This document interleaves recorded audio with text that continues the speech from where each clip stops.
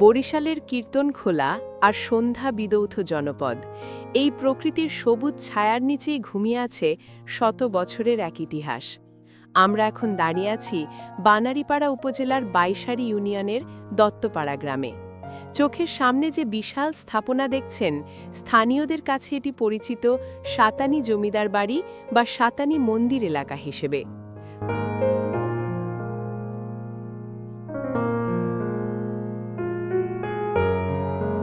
প্রায় ২২ একর জমি জুড়ে ছড়িয়ে থাকা ২৪টি দালান আজও কালের সাক্ষী হয়ে দাঁড়িয়ে আছে, জানান দিচ্ছে এক সময়কার জৌলুসের গল্প।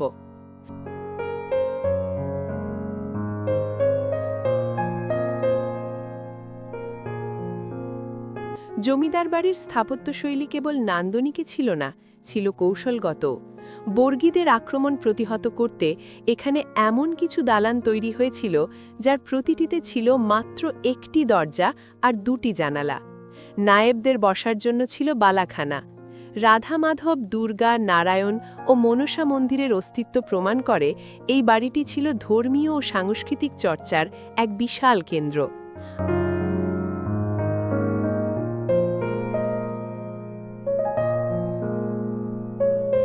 আশ্চর্যের বিষয় হল, এই আঙিনায় একসময় একই সাথে ৩টি দুর্গাপূজা অনুষ্ঠিত হতো। একসময় মহিষ বলিদানের ঢাকের শব্দে কেঁপে উঠত এই এলাকা। দুর্গাপূজা ঘিরে বসত যাত্রা আর থিয়েটারের আসর। আজ সেই কোলাহল নেই, তবে পাশের মন্দিরে ১০ হাত কালীমূর্তির পূজা আজও সেই ঐতিহ্যের ধিকি ধিকি আগুন জ্বালিয়ে রেখেছে। সাতানি জমিদার বাড়ি শুধু বিত্তবৈভব নয়, ছিল শিক্ষা ও সংস্কৃতির পীঠস্থান। পণ্ডিত ইন্দি রাইজ, নিমাচাঁদ চক্রবর্তীর মতো শিক্ষকেরা এখানে জ্ঞানের আলো ছড়িয়েছেন। ধর্মখার বংশের মতিলাল ভৌমিক ছিলেন নিবেদিত প্রাণ শিক্ষক, যিনি বিনা বেতনেই ছাত্র পড়াতেন। আর এই মাটিরই সন্তান ছিলেন উপমহাদেশের বিখ্যাত খোলবাদক ভীম ভৌমিক।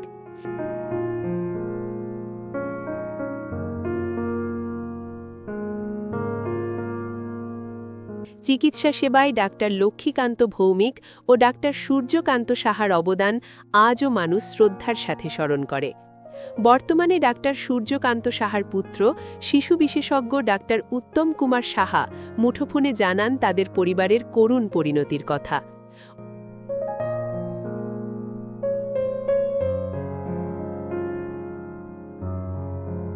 অর্পিত সম্পত্তি হিসেবে তালিকাভুক্ত হওয়ার পর লিজের নামে এখান থেকে কেটে নেওয়া হয়েছে বহু মূল্যবান গাছ। বেদখল হয়ে গেছে অনেক কিছু।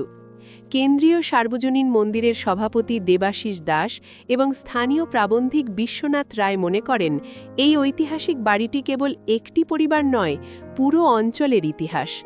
জমিদার বাড়ির প্রবেশমুখে থাকা বিরল সহমরণ সমাধিক্ষেত্র আজও পর্যটকদের অবাক করে, কিন্তু পরিচর্যার অভাবে চামচিকা, সাপ আর বন্যপ্রাণীর দখলে চলে যাচ্ছে এই অমূল্য প্রত্নতাত্ত্বিক নিদর্শন।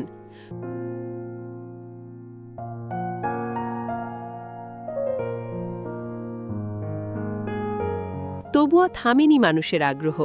দেশের নানা প্রান্ত থেকে ইতিহাস পিপাসুরা ছুটে আসেন এখানে। বরিশাল নথুল্লাবাদ বাসস্ট্যান্ড থেকে বানারীপাড়া হয়ে সন্ধ্যা নদী পার হলেই চোখে পড়ে এই বিষাদগ্রস্ত রাজপ্রাসাদ। লতাগুল্মে ঢাকা এই ইট পাথরের স্তূপ আজও অপেক্ষা করছে। হয়তো একদিন সংস্কারের ছোঁয়ায় এটি হয়ে উঠবে এক আকর্ষণীয় পর্যটন কেন্দ্র,